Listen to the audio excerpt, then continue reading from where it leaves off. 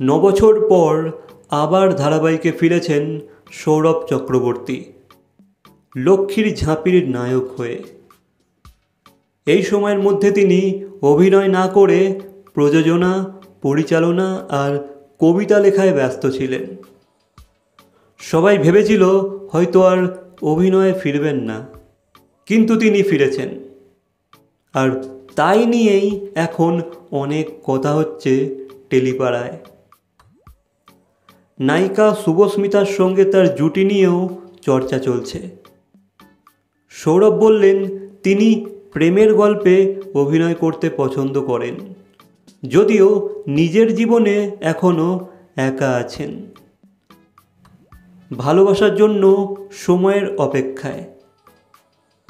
দর্শকেরা আবারও তাকে আগের মতোই ভালোবাসছে, সেটাই তার কাছে বড় পাওনা।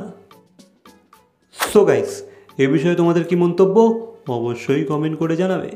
ভিডিওটা ভালো লাগলে লাইক, কমেন্ট, শেয়ার, সাবস্ক্রাইব। তো দেখা হচ্ছে পরবর্তী কোনো ভিডিওর সাথে। Till then, by.